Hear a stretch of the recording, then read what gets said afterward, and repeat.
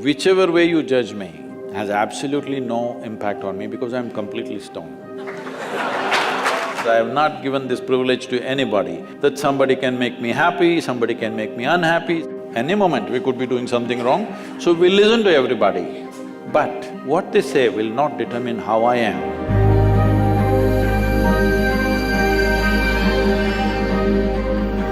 So Sadhguru, sometime back, I happened to be in a situation where a friend of mine was drunk.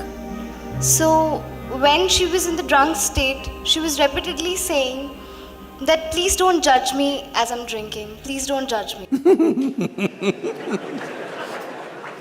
It is… but she's lost her judgment, but she doesn't want you.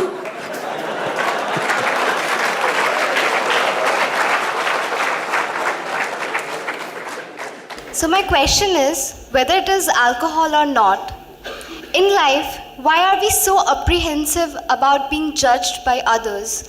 And how can we not let this come on our way of being happy?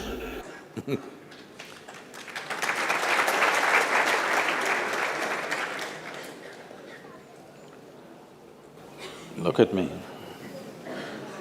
See, I'm always stoned.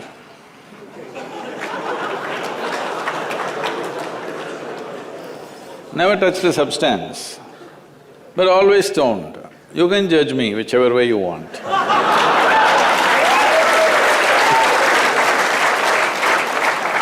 Because one thing is, I'm stoned in such a way that I have not lost my judgment at all. And at the same time, whichever way you judge me has absolutely no impact on me because I'm completely stoned.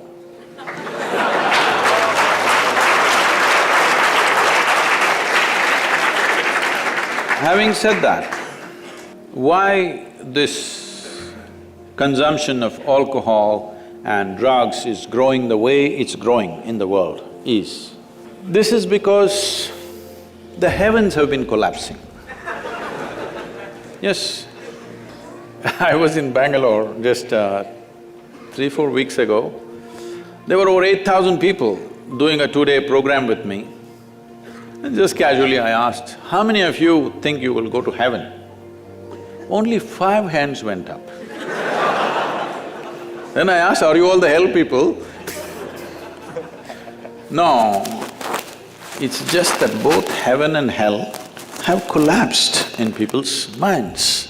This is the first time in the history of humanity that this many people in the world can think for themselves. Otherwise, your priest, your mullah, your pandit or a book was thinking for you. The first time that so many people can think for themselves. Or they're thinking right, thinking wrong, there are many issues about that. But they're thinking right, thinking wrong, but they're thinking. So all illogical things are naturally collapsing. Still, this generation has not fully walked away from it, still there is fear. They can't openly say, there's no goddamn hell or heaven. They're still fearful about it, but they're trying to make a little heaven for themselves here. So, hey, wait. So naturally, when they're not able to do it for themselves out of their own intelligence, they will fall back on chemicals. Today, just to take very affluent societies, because every society is aspiring to be like that, let's say you take United States, which is the most affluent nation on the planet right now.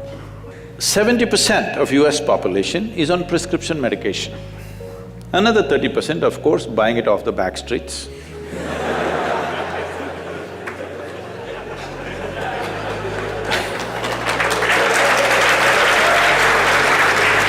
Most affluent nation, obviously affluence is not working. To be healthful, you need chemicals. To be joyful, you need chemicals. To be peaceful, you need chemicals. To be ecstatic, of course, that is ecstasy. So, I'm not even looking at it morally. It's never a moral issue for me. If 90% of this population right now is on chemicals, believe me, the next generation that we produce will be a generation which is much less than us. If we produce a next generation less than ourselves, we have committed a crime against humanity. Because the next generation must be at least one step ahead of us, otherwise we've lost it. We've lost the entire process of civilization when we produce a next generation which is actually less than us. So, we are heading towards this rapidly unless we teach individual human beings how to simply sit here and be blissed out. Stoned enough or no? Just look at me. But am I conscious enough, alert enough, clear enough? If there was a way to intoxicate yourself without losing your judgment, without losing your awareness, without losing your intelligence, it's a great thing.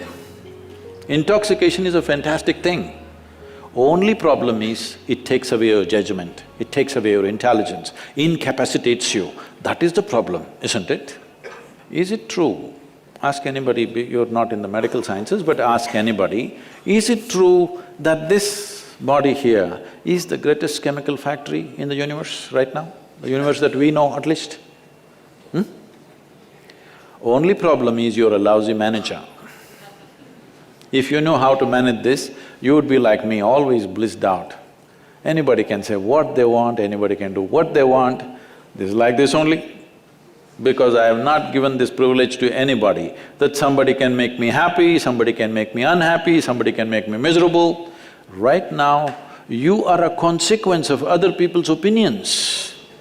Where do you plan to go like this? Anybody can ruin you. You went outside, somebody told you, Shreya, you are the most wonderful human being we have seen.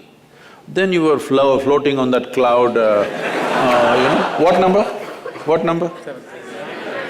9. Oh, in South we do 11. You were floating on cloud whatever number and you came home, people at home told you who you really are. And the cloud will crash. No. It's very important that neither this way or that way, we listen to everybody because we could be doing something wrong. Hello? Any moment we could be doing something wrong, so we listen to everybody.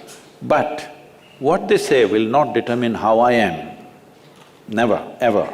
This you must fix and you must tell your friend when she's not drunk. Because otherwise she won't understand.